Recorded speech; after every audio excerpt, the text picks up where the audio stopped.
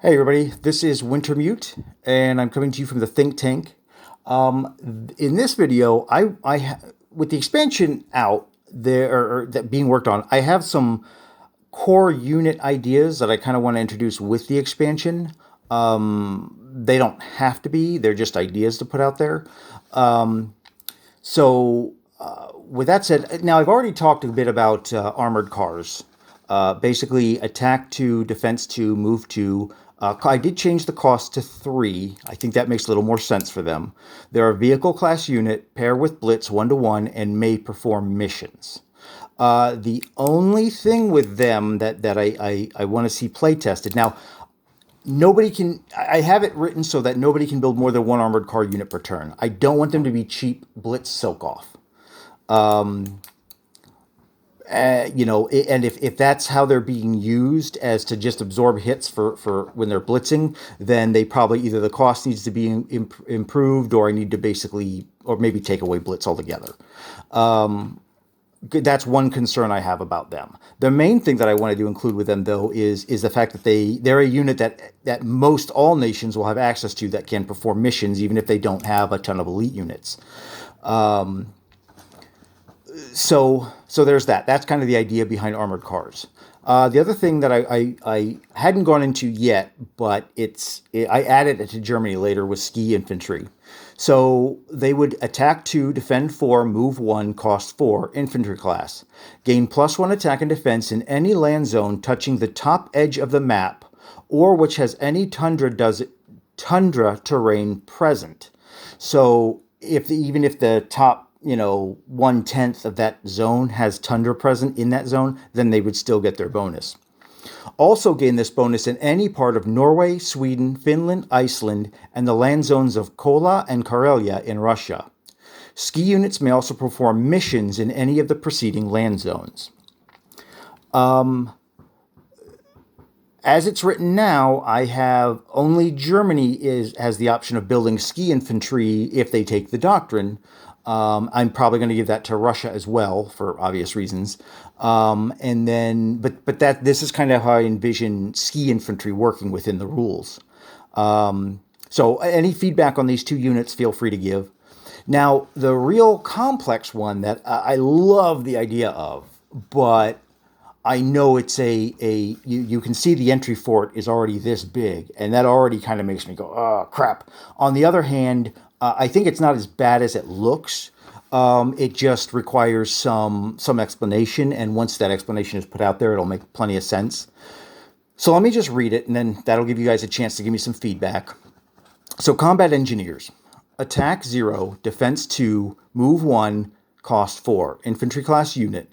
May perform the sapper mission. May place 1 airstrip or 1 fieldwork markers during the place units phase.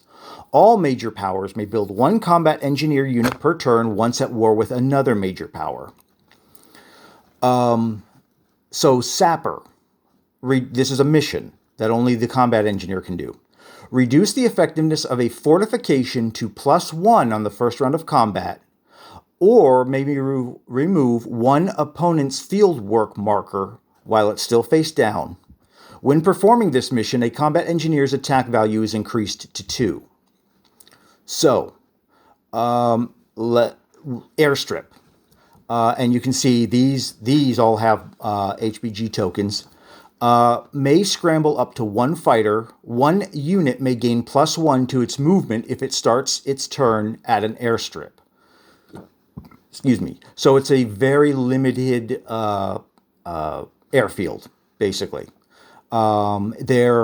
These are built for free, so long as the combat engineer is there in the zone and he wants to build one. Or instead of an airstrip, he can build 1 of the fieldwork markers. Now I will say, well, let me just read it first. A combat engineer may place 1 fieldwork marker of their choosing face down in their current land zone during the place units phase of their turn. No more than 1 of a single type of fieldwork marker may be placed into a single land zone. Once a fieldwork marker is finished applying its effects, it is removed from the board. A fieldwork marker is not revealed by the owning player until its effects would be applied. The owner of a fieldwork marker must reveal it when called to do so.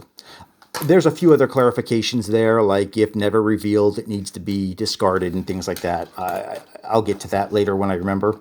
So these are the options for fieldwork markers. Now, all of these already have tokens in place. Now, when I originally made this list, before I kind of rewrote it down to this, there were more than twice as many ideas for possible fieldworks that were there. But I went with these because these already have existing markers that we can play test with. And then maybe we can go ahead and expand this list later, or I decide to play test it with an expanded list of markers that I can make myself here at home, and we kind of go that route. It all just depends. So barbed wire. All enemy units performing a mission in this land zone suffer -1 to their attack. Dragon's Teeth. Up to 5 vehicle class units, attacker's choice, suffer -1 to their attack on the first round of combat. Foxholes. Discard to prevent the first hit against a ground unit from an air or artillery class unit that is not target selected. Mines. Defender gates 3 first strike rolls which hit on a 1, land units only. Tank Trap. Attacker chooses a single land unit eligible to blitz or pair with a blitzing unit. That unit may not blitz after this combat. And Trench Works. After the first round of combat, prior to assigning hits, the defender rolls 3 dice. For each 1 to 2 rolled, cancel 1 hit scored by the attacker. No effect on air superiority hits. So basically, combat engineers are, they build... they can build airstrips, they can reduce other people's fortifications, or remove other people's fieldwork markers and put out fieldwork markers themselves. I love combat engineers. I love the idea of combat engineers. I think that they're an interesting role. I love watching, war movies and watching some of the tech that they came up with on how to clear minefields and how to, clear barbed wire defenses and things like that. And I love that. So I would like to see them kind of incorporated into the game in some way. And there is a marker for them. Actually, I don't have the marker here, marker number here. So I need to add that. Let me make a note there, because they have tokens for them. So with that said, that's my idea for combat engineers. I would really like some feedback on that one. And my idea for ski infantry kind to be introduced on a more kind of... because right now they're only in expansions.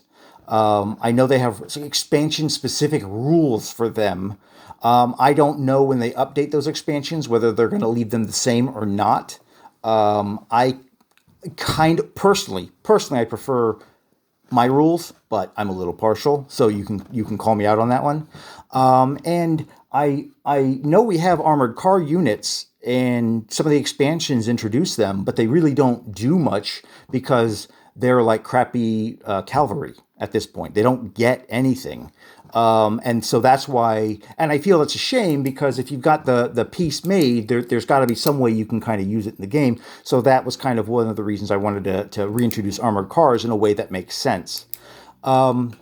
So yeah, with all that said, I would like some feedback on these units. Anything else you think I should add unit-wise or maybe redo with these? Feel free to, comments, email me, subscribe to the channel if you haven't already. And yeah, so with that said, this is Wintermute signing off.